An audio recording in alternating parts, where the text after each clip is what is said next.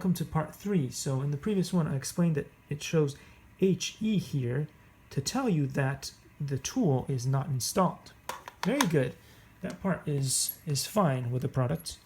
So let's get the tool here. Let's attach the soldering iron tool to this thing.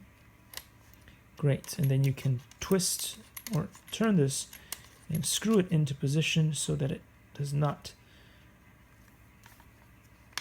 go anywhere. Now, here's the problem. Once you do that, this message is supposed to disappear. And what you should see instead, or at least it should be replaced by, is numbers, so that if I press here, you could change the temperature or whatever. But no, that doesn't work. That doesn't happen here. And I don't know why that is.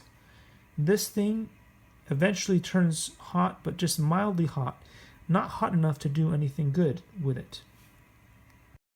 Likey.